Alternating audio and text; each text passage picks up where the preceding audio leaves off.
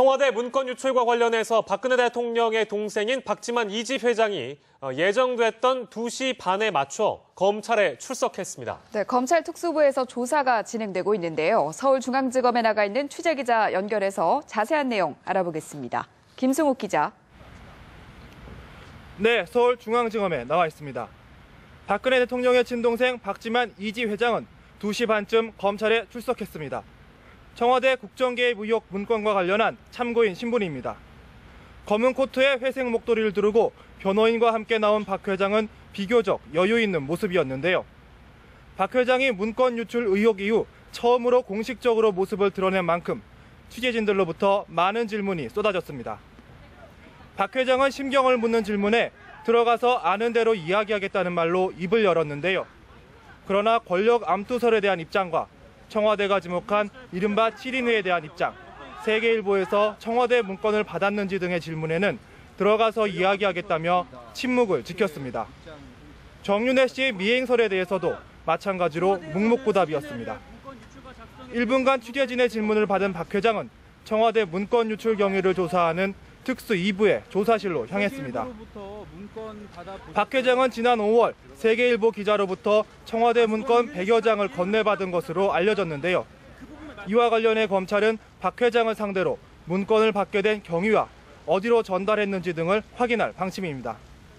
당시 박 회장은 정호성 청와대 제1부속비서관에게 유출된 문건을 전달했다고 주장했지만 정 비서관 등은 받은 적이 없다며 다른 주장을 하고 있습니다. 또 검찰은 박 회장을 상대로 정윤회 씨의 미행설에 대해서도 사실관계를 확인할 예정입니다. 정윤회 씨가 박 회장에게 미행을 붙였다는 시사저널 보도와 관련한 건데요. 검찰은 그동안 알려진 것처럼 박 회장 측이 자신을 미행한 오토바이 기사를 잡아 정 씨가 시켰다는 자술서를 받아낸 사실이 있는지 확인할 방침입니다. 지금까지 서울중앙지검에서 뉴스와이 김승욱입니다. 네, 박지만 이집 회장은 조사에 앞서서 취재진에게 간단한 심경을 밝혔는데요. 한번 직접 들어보시겠습니다. 검찰 출석하셨는데요. 심경 어떠신지? 들어가서 알고 있는 사실대로 이야기하겠습니다. 여기서는 더 이상 할 이야기 없습니다. 권력 암투설이 있습니다. 어떻게 입장 생각하시죠? 청와대에서는 7인회를 문건 유출과 작성의 배우로 지목을 했는데요. 어떻게 생각하십니까? 세계일보로부터 문건 받아보셨어요? 들어가서 이야기할게요. 정윤회 씨가 미행을 했다고 생각을 하십니까?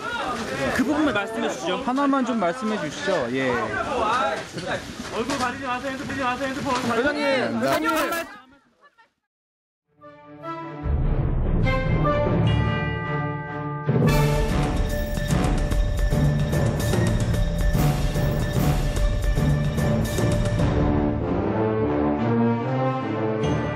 알고 있는 사실대로 이야기하겠습니다.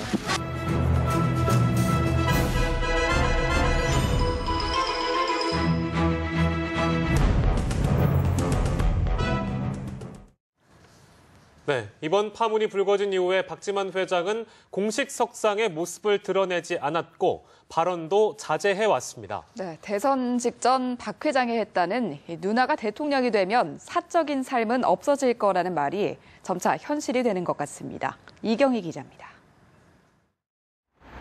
그동안 박지만 이주임 회장은 회사 인근에서도 자택 근처에서도 좀처럼 모습을 볼 수 없었습니다.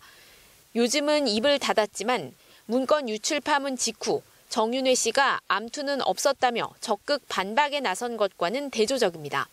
그러나 의혹이 걷잡을 수 없이 커지자 박 회장은 지인들에게 억울함을 호소하기 시작했습니다. 침묵이 더 이상 도움이 되지 않는다고 판단한 겁니다.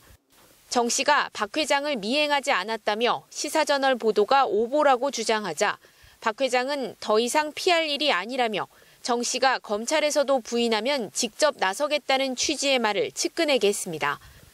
박 회장과 가까운 한선교 새누리당 의원은 최근 박 회장이 가만히 있는 사람을 왜 자꾸 끌어들이냐는 말을 자주 한다며 억울한 심경을 대신 전했습니다. 그러면서 대선 전 박 회장이 사적인 자리에서 대통령의 아들도 모자라 이젠 대통령의 동생으로 살아야 한다며 나와 내 가족의 사적인 삶은 없어지는 것이라고 말했다고 밝혔습니다. 누나인 박근혜 대통령만큼 박 회장 역시 청와대와 거리를 둬왔음을 강조한 것으로 보입니다. 자신의 말대로 두 번째로 대통령의 가족으로 살고 있는 박지만 회장. 이번 검찰 조사를 마지막으로 더 이상 세인의 입에 오르내리지 않기를 바라고 있다고 지인들은 전했습니다. 뉴스와 이경입니다. 박지만 이지 회장은 그의 말대로 남들은 부러워했을지 모르지만 굴곡은 적지 않았습니다. 네, 공교롭게도 어제는 결혼기념일이었고 오늘은 박 회장의 생일입니다. 박진영 기자입니다. 어린 시절과 청소년기를 대통령의 아들로 이제는 대통령의 동생으로 살고 있는 박지만 이지 회장.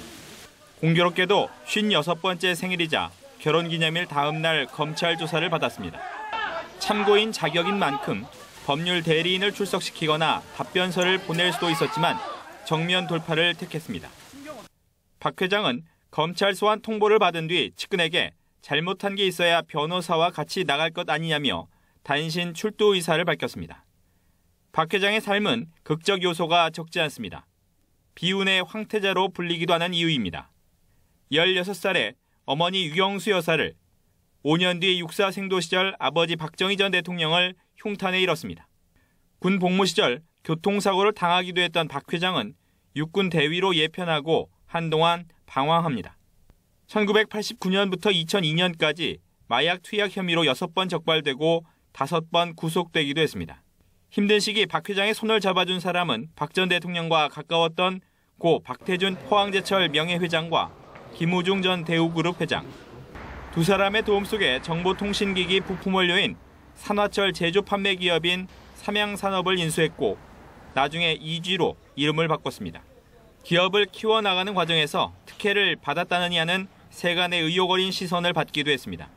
사회적으로 자리 잡은 박 회장은 2004년 서양희 변호사와 가정을 꾸리면서 안정을 찾았지만 만사울통이라는 말과 함께 부인 서 변호사가 입길에 오르기도 했습니다. 결혼 기념일과 생일을 겸해 가려던 해외여행도 취소할 수밖에 없었던 박 회장. 검찰 조사를 통해 세간의 의혹을 모두 해소할지 주목됩니다. 뉴스와이 박진영입니다.